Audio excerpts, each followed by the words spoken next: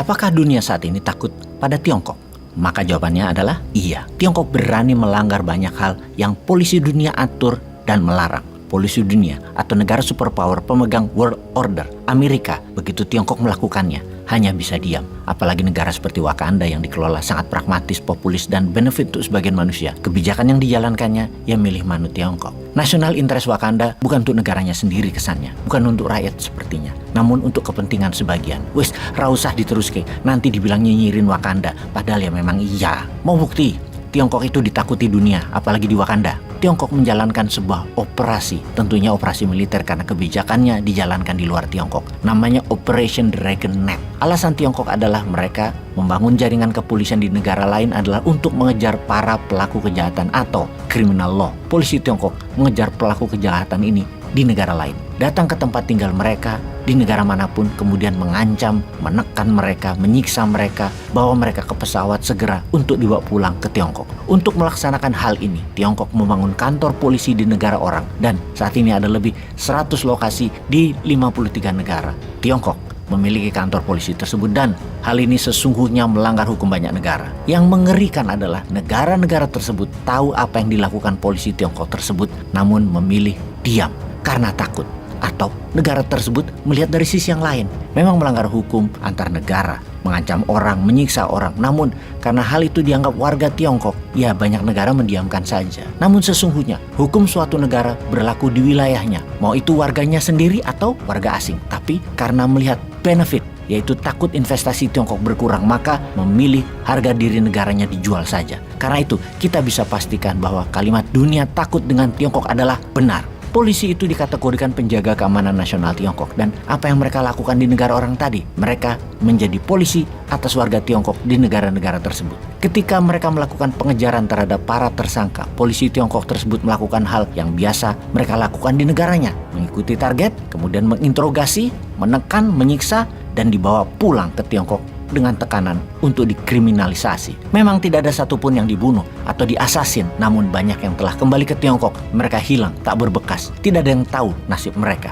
Polisi penjaga keamanan Tiongkok di luar negeri juga mengawasi warga Tiongkok yang di luar atau diaspora warga biasa yang tidak melakukan kriminal, namun memastikan mereka tetap menjadi warga Tiongkok yang bayar pajak negara dan kewajiban negara lainnya. Juga memastikan mereka tidak pindah, ngabur, melepas kewarganegaraannya. Salah satu tugas polisi Tiongkok di luar negeri adalah itu. Selama 10 tahun ini lebih dari 200.000 warga Tiongkok yang dipaksa pulang karena berbagai alasan, yang terbanyak tentunya yang mau lari karena tindakan kriminal atau tindakan yang dianggap kriminal yang mereka lakukan di negara Tiongkok. Di antara Operation Dragon Net ada Operasi Fox Hunt. Yang ini khusus karena operasi ini adalah operasi menangkap lawan politik Xi Jinping. Fox Hunt lebih ke masalah politik. Kalau Dragon Net lebih global, difokuskan ke koruptor yang kabur dari Tiongkok dan orang kaya Tiongkok yang ngabur karena ingin keluar dari Tiongkok, juga penghindar pajak perusahaan dan pajak pribadi yang besar, alias itulah semua bagian dari Operation Dragon Net. Semua menyangkut national interest. Secara hukum internasional sesungguhnya Tiongkok tidak bisa melakukan apa yang mereka lakukan sekarang ini karena melanggar hukum wilayah sebuah negara.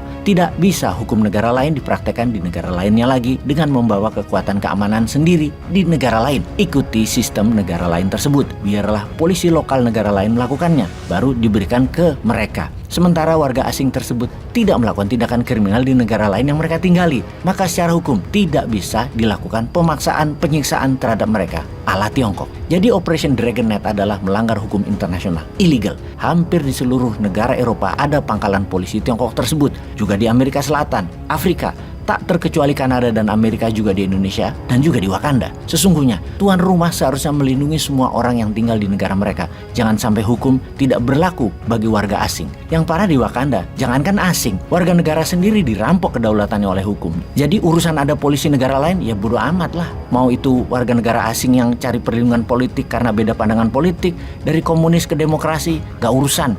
Mau itu pengungsi yang keluarganya disiksa di negara asing, polisi lokal ora urusan. Seakar polisi Tiongkok biarin aja, yang penting gua makan dan jabatan gua cepat dan cuan gua banyak. Yang anehnya ya, sekali lagi, kejadian ini terbanyak di Eropa. Warga Tiongkok yang gerah dengan tekanan politik banyak yang ngabur ke Eropa dan sudah ribuan yang dipaksa ditekan balik ke Tiongkok. Pelanggaran HAM terjadi di negara yang katanya menjunjung HAM. Eropa adalah benua yang mengajari HAM, yang misalnya berani memberikan sanksi kepada Rusia, namun tidak berani melakukan apapun terhadap Tiongkok. Diam saja atas ribuan pelanggaran HAM dan pelanggaran konstitusi lokal negara Eropa. Ini membuktikan mereka, Eropa, takut pada Tiongkok. Oke, apa moral story dari Operation Dragon Knight ini?